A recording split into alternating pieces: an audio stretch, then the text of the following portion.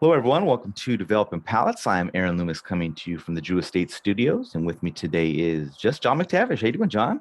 Good man. We got it. We got a couples review tonight. That's right. The weather finally came down. It was like for those of the wanting the weather broadcast, it was 90 degrees yesterday.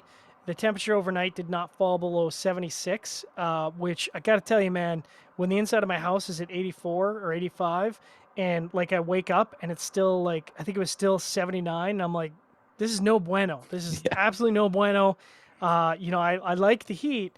I don't like my house to be that hot. That's ridiculous. yeah, So I'm actually sitting outside, and it's nice. I mean, it's like 75, and I'm like, perfect. nice.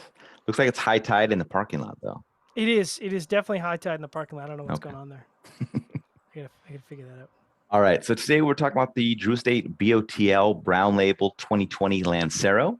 Cigar is 7-inch by 38 ring gauge. Comes out of the La Gran Fabrica Drew Estate factory in Nicaragua.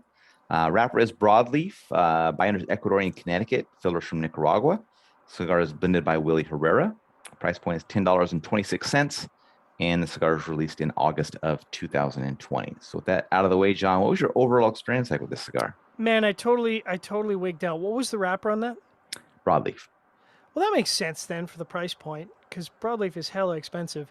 I enjoyed this. This was, and I have to say, I think it's like the third or fourth or maybe even the fifth BOTL I've somehow smoked.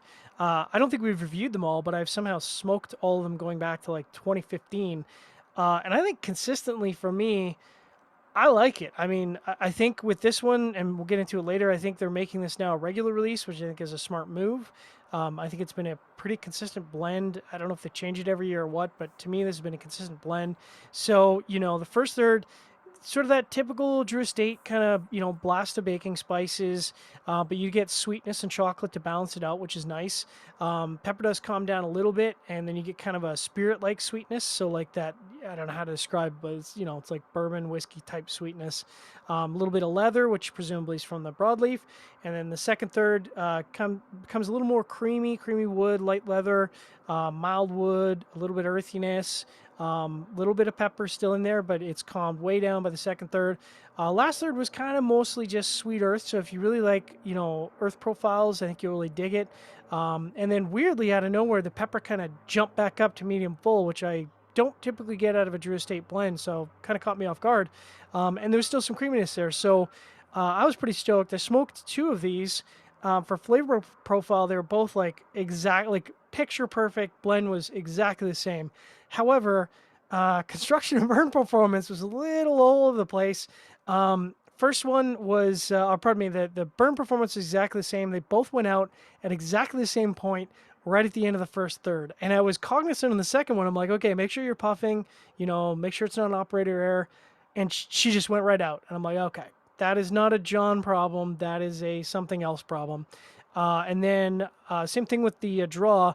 One was perfect, like absolute perfect. Second one was pretty resistant. Uh, don't know what was up with that, but all worked out in the end. I'm glad I smoked two of them.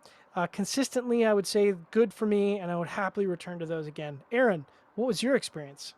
Yeah, for me, the cigar started with dark wood and baking spice, some mustiness joined a bit later, as well as a light char.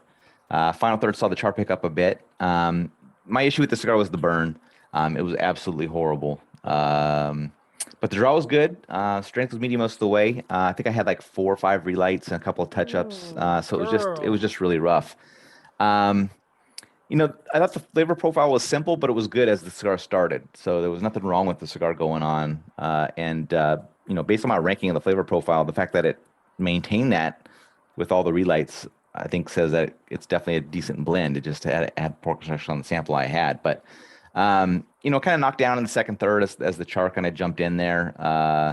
But it was the burn that really put a damper on the cigar. Had to have effect on the flavor, but the flavor was still above average. So, um, you obviously had some different construction issues. You had, one that was really good, one that had some issues with it. So maybe Definitely a little bit inconsistent. of inconsistency on the construction of these, but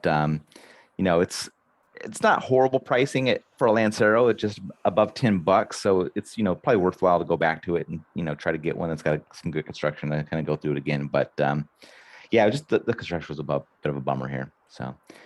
Gaining the scores started with the top with John at 6.32, and I gave it a 4.98. So how that 6.32 match up for you? Well, that's pretty predictable. Certainly a good flavor profile with construction holding it back a little bit. If the construction was perfect, we might have seen a 6.75 on this bad boy. But still, in the sort of low to mid sixes. For me that's an offering I'll absolutely go back to in terms of how does it perform as a broadleaf. I'm pretty happy with that how it performed as a broadleaf. I mean, again, I think the price point kind of reflective of the real cost of broadleaf on the market now, which is it ain't cheap. So yeah, that matches up well. How about you?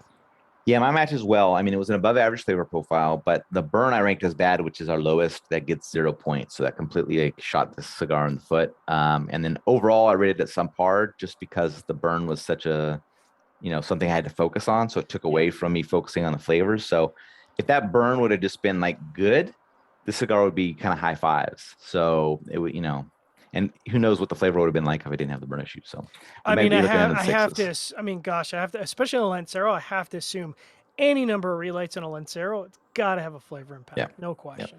Yep. Yeah. Any final thoughts from you on this one? I'm excited that these are going regular availability, so Yeah. no exclusivity. So if you like I said, if you like broadleaf and broadleaf offerings from Drew Estate, I think this is probably going to be something you want to go out and grab. Maybe try one first, make sure the construction's up to par before you buy a box. But Yep. if it performs, yeah, this might be a regular mainstay in a lot of people's And they humidor. have some other Vitolas for this, right? They It's not do, just yeah, the Lancero. So yeah. yeah, All right. yeah. It's of course Lancero being the best size that never sells. Sure. So. Exactly. All right. If you just catch this video on YouTube, be sure to subscribe to us. Also check out the full written review on the website, developingpalace.com. Follow us on all the social media channels, and you can catch all of our review recaps on podcasts, so iTunes, Google Play, and Podbean. Thank you for tuning in. We will catch you on the next one. BOTL or SOTL.